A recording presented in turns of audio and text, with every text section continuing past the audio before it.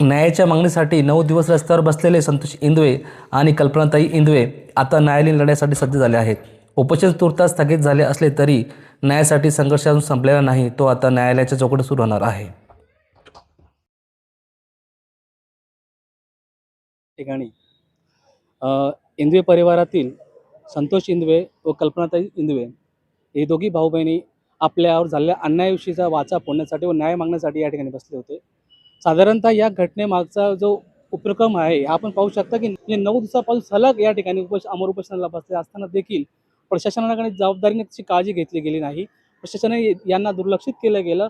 मात्र आज या घडीला आता जो थोड्या वेळापूर्वी या ठिकाणी धुळे शहर पोलीस स्टेशनचे पोलीस निरीक्षक दीपक पाटील साहेब या ठिकाणी आले होते व त्यांचे सांगितल्याप्रमाणे आज ज्या प्रकारे ह्या इंदवे कुटुंबाने या उपोषणाला स्थगिती दिली आहे या संदर्भात आपण आता बात करणार आहोत. तर दादा काय सांगणार तुम्ही की आपण या प्रकारे आपल्या जे अमर उपोषण हे मागं घेतलं, नेमकं आपल्याला काय सांगायचं या संदर्भात?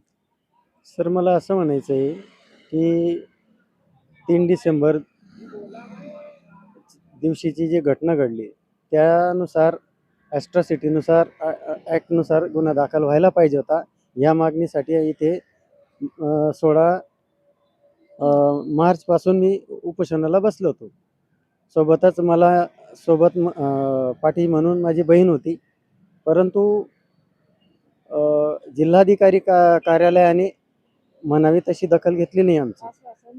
फक्त आश्वासन दिलं किंवा पोलीस प्रशासनाने फक्त येतायत जातायत तेवढी त्यांनी चौकशी केली. मात्र सदर आरोपींवर गुन्हा दाखल होण्यासंदर्भात कोणतीही ठोस अशी कारवाई केली नाही किंवा कोणतीही अशी पावले उचलली नाहीत. त्या संदर्भात मी प्रशासनावर आणि एकूणच यंत्रणेवर माझा विश्वास उडाला असून मी असमाधानी या गोष्टी. आपण पाहू शकता की या प्रकरणाविषयी ज्या प्रकारे आज ते असमाधानी झाले आहेत. नेमकं यांच्यावर जो घटना घडली, जी हल्ला घडला, या हल्ल्यानंतर साधारणतः म्हणजे आज 1.5 ते 3 महिन्यानंतर या ठिकाणी असं बसले असं पोलिसांचं म्हणणं होतं, असं जिल्हा प्रशासनाचं म्हणणं आहे की ज्या प्रकारे आणि या अगोदर बी दोंड्याच्या पोलीस स्टेशनच्या त्यांनी चौकशी केली आहे असा अहवाल देखील सादर केला गेला. मात्र हा अहवालाची प्रत यांच्यापर्यंत आलेली नसल्याने यांना म्हणजे यांच्यावर सगळे जे गोष्टी ते लपून ठेवल्या गेलं, गुपित ठेवलं गेलं. मुळात यांना हे देखील कळलं नाही की आपल्याला आपच्या पाठीमागील काय काय गोष्टी घडल्या या लोकांना आज अज्ञान आहे या गोष्टीमध्ये. तर या संदर्भात आपण काय सांगणार? बरोबर सांगितलं साहेब की आम्ही 11 डिसेंबर रोजी सदर गुन्ह्याची तक्रार SP साहेबांकडे दिली. मात्र त्या तक्रारीची दखल घेतली नाही आणि परस्पर तिकडे दोंडाईचा पोलीस स्टेशन आणि DYSP साहेब उपविभागीय पोलीस अधिकारी साहेब शिरपूर यांनी सदर गुन्हेगारांची परस्पर चौकशी केली.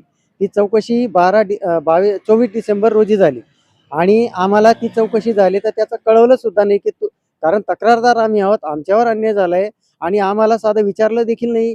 आणि जे आम्ही पुरावे होते, जे तक्रारीच्या अनुषंगाने जी तक्रार केली होती, ज्या पद्धतीने मला शिवीगाळ झाली, ज्या पद्धतीने माझे पैसे मागण्याच्या हक्काने सदर श्यामकांत सनेर या गृहस्थाने सदर मालपूर गावाच्या लोकांना चिथावून ज्याप्रमाणे त्यांनी मला मारहाण केली, ओढाताण करून फरफटाट करून पाऊण तास माझ्याशी जो अमानवी व्यवहार केला, त्या सगळ्या गोष्टींची मी दखल घेण्यासाठी वेळोवेळी जात होतो. यांनी दखल घेतली नाही तर मी 30 डिसेंबर 2025 रोजी माननीय पोलीस महानिरीक्षक परिक्षेत्र नाशिक यांच्याकडे तक्रार दाखल केली. शिवाय 8 जानेवारी रोजी देखील तक्रार दाखल केली. पण त्या तक्रारीचा धागा पकडून मग त्यांनी पुन्हा आम्हाला चौकशीसाठी पाचारण केलं 10 जानेवारीला. म्हणजे त्यांनी आधी ह्याच प्रकरणाची चौकशी केली, आम्हाला कळवलं नाही.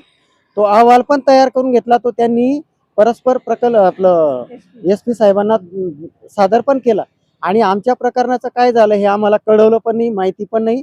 आणि इथे आम्हाला जेव्हा मी RTIच्या माध्यमाने आज माहिती घेतली, मला आजच WhatsAppने माहिती मिळाली की तो तुमच्या ज्या तक्रारीचा जो अहवाल आहे तो तयार झाला आहे, त्याची चौकशी झाली आणि तो परस्पर दाखल वर्ग करण्यात आला आहे. म्हणजे आमची तक्रार कधी झाली, काय झाली याची कुणी दखलच घेतली नाही. कल्पनाताई, ज्या प्रकारे हे आता तुमचं जे उपोषण हे स्थगित झालंय, मी असं समजू शकतो का हे प्रकरण स्थगित झालं का आपण ते प्रकरण कायमचं बंद झालंय? अजिबात नाही साहेब. हे प्रकरण आम्ही म्हणजे एवढा अन्याय अत्याचार सहन नाही करू शकत, कारण आम्ही माणसं आहोत. तर ह्या पुढचे आमचं पाऊल हे राहील की आम्ही कलम 156(3) अंतर्गत आम्ही गुन्हेगारांना वर न्यायालयात दाद मागू आणि त्यांच्यावर आम्ही त्यांनी जे कृत्य केलेलं आहे त्याचं शासन आम्ही त्यांना जरूर देऊ किंवा त्याच्यासाठी आम्ही जरूर प्रयत्न करू. आणि ही जी पुढची लढाई आहे ही आम्ही कायदेशीरपणे लढणारच आणि लढूच, हे माझे ही जी लढाई ही आम्ही कायदेशीर पद्धतीने लढू असं ताईंचं म्हणणं होतं.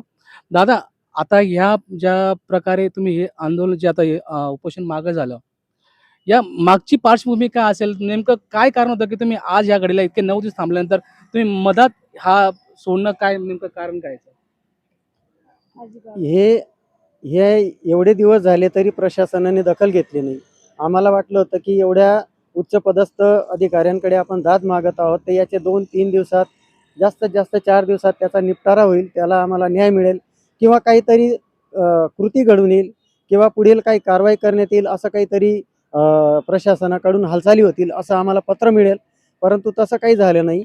मात्र 9 दिवसानंतर पण त्यांनी येऊन फक्त सोपस्कार किंवा तुम्ही तुमचे न्यायालयीन अधिकारी, कायदेशीर अधिकारी ते हां, तर ते जसं ज्या प्रकारे ताई तुम्ही सांगत होते की आई वडील हे आजारी आहेत आणि कुटुंबाची स्थिती पण आता खूप विकटित झाली असल्याने तुम्हाला हा मजबुरीने तुम्ही हा पाऊल उचलला असं तुमचं म्हणणं होतं. या संदर्भात काय हो सांगता? हो, कारण साहेब आम्ही जेव्हापासून आलो आमचे आई वडिलांचं वय कमीत कमी 90-89 वर्ष आहे आणि आईसुद्धा 80-84च्या आसपास आहे. आम्ही त्यांना दोघांना त्यांची बाकीची सगळं सोय करून जरी आलो असलो तरी त्यांना मेडिकल इश्यूज भरपूर आहेत आणि कालपासून माझ्या बहिणीने कॉल करून सांगितलं की माझ्या वडिलांचा जो पॅरालिसिसचा जो अटॅक आहे तो पुन्हा याच्यात आहे आणि नाईलाजाने आम्हाला हे तुर्तास थांबवावं लागलेलं आहे. नक्कीच तुर्तास थांबावं लागणार आहे. दादा, तर पुढे कालांतराने आम्हाला संघर्ष अजून तीव्र बघायला मिळेल का? नक्कीच आम्ही तर आमच्याकडे सदर गुन्हेगारांविरोधातले भक्कम आणि ठोस पुरावे आहेत. प्रशासनाने जरी ते दखल घेतले नाही तरी आम्ही न्यायालयात ते सिद्ध करू इतका मला विश्वास आहे आणि म्हणून आम्ही 156(3) अंतर्गत न्यायालयात दाद मागू आणि यांच्यावर गुन्हे दाखल करून पुढील न्यायालयीन लढाई लढण्यास मी पूर्णपणे सक्षम आहे. नक्कीच 156(3) प्रमाणे ज्या प्रकारे गुन्हा दाखल करणार आहेत न्यायालयामध्ये व त्या अनुषंगाने पुढे भविष्यामध्ये यांना नक्कीच न्याय मिळेल अशी त्यांना शाश्वती, त्यांना न्याय प्रक्रियेवर पूर्ण विश्वास आहे. मात्र आपल्या काही कौटुंबिक काही कारणास्तव हा साधारण हे आज हे जे उपोषण हे उपोषण आता मागे घेण्यात आलेलं आहे. भविष्यात आपल्याला या प्रकरणाविषयी नवीन पद्धतीने परत नवीन लढा आपल्याला पाहायला मिळणार आहे. चिंतन घेण्याचा सामान्याचा आवाज.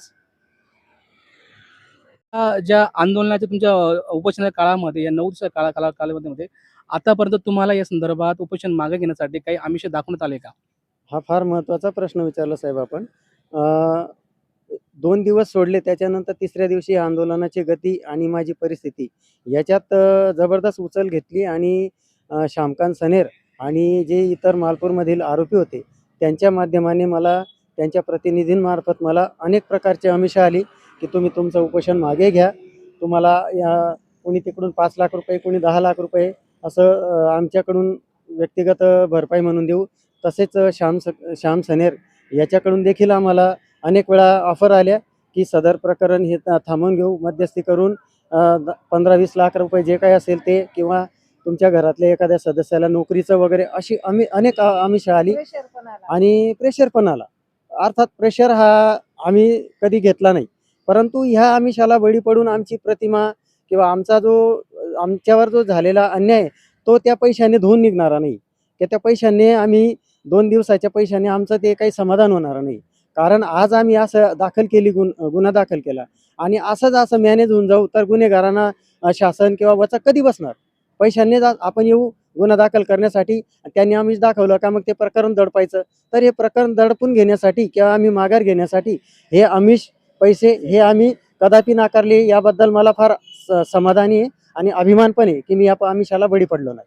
नक्कीच आपण पाहू शकता की इतक्या दिवसामध्ये किती वेळा यांना आमिष आल्या असतील, दबाव प्रसारित केलं गेलं, मात्र तरी हे दोघी भाऊ बहिणी इंदे परिवारातील कुटुंबातील व्यक्ती हे दमकले नाही, हे खंबीरपणे लढत राहिले. व त्याच प्रकारे ज्या प्रकारे आज यांना साहेबांनी जे सुचवलं की या सूचनानुसार एम गुन्हा नोंदवून 156(3) प्रमाणे कोर्टात जाऊन आपण एक आपला गुन्हा दाखल करू शकता व संबंधित लोकांना तुम्ही अटक करू शकता. अशा प्रकारच्या काही ज्या गोष्टी ग्वाही देण्यात आल्या व त्या अनुषंगाने आज आणि परिवाराचा विचार करून कुठेतरी हे प्रकरण आता तूर्त स्थगित करण्यात आले. मात्र हे प्रकरण नवीन पद्धतीने परत नवीन लढा आपल्याला पाहायला मिळणार आहे. चिंतन जनसामान्याचा आवाज.